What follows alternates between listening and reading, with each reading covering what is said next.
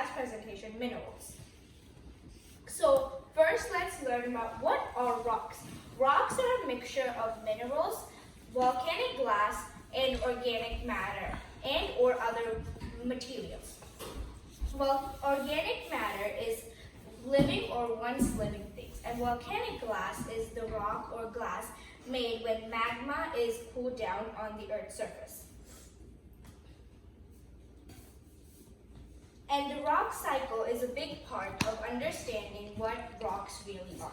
So at first when we look at rocks, it seems like all of them seem the same. But rocks are very different and complex materials. And the rock cycle helps us show how these rocks are formed and changed into each other through over a period of time. Now let's talk deeply about the rock cycle. And also, there's three main types of rocks: sedimentary rock, metamorphic rock, and igneous rock.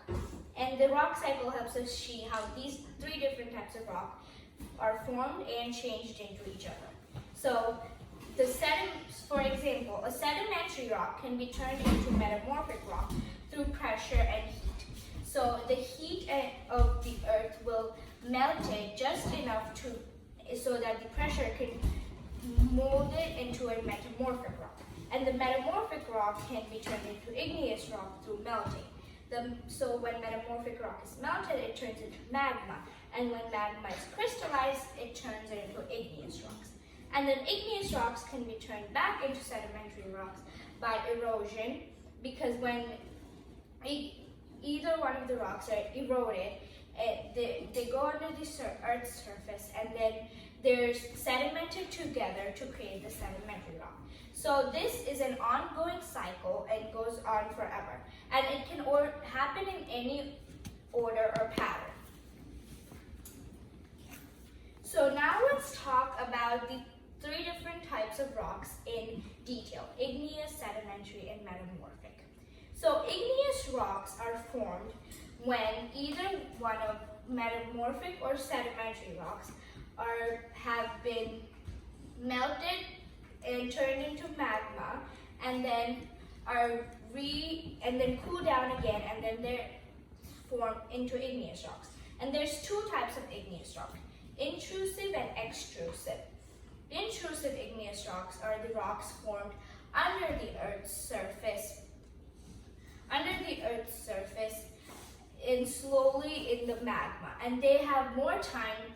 The crystals inside the rocks has more time to grow since it's under the surface, and there's not much cool air for it to be cooled down faster, so it has more rocks and it's very coarse grained.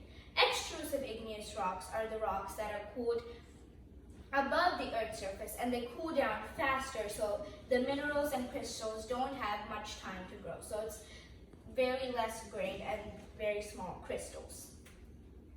Metamorphic rock. Metamorphic rocks are formed when one of the sedimentary or igneous rocks have been melted just enough, not too much, or else that would turn into igneous rock, but melted with the heat of the Earth's surface, and then with the pressure, they've been reformed into the metamorphic rocks. And there's two types of metamorphic rocks: foliated and non-foliated. Foliated metamorphic rocks are when they have multiple layers of rocks in it, and non-foliated is when it has no layers, just one layer of rock. Sedimentary rock. Sedimentary rocks are formed when either metamorphic or igneous rocks have been eroded and broken down, and then those small rock pieces have been combined with the sediment of the earth or the sand, and then they're crushed together to form sedimentary rocks. And sedimentary rocks has multiple layers, which are known as strata. And those layers have something called the principle of superposition, which states that these layers in this sedimentary rocks the bottom layer would be the oldest layer and the top layer would be the newest. For example, like a laundry basket. Your oldest clothes that you put in are on the bottom, and the newest clothes that you put in there are on the top. And through this principle of superposition helps us do relative dating, which is basically finding the date or when this created through other pieces of information. So if you can find the date or the time when, not the time, the date or how old the one layer of sedimentary rock, you can estimate the other layers around it because there's principle of superposition helping us.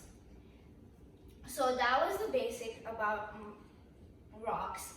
Thank you. Any questions? Oh, and before that,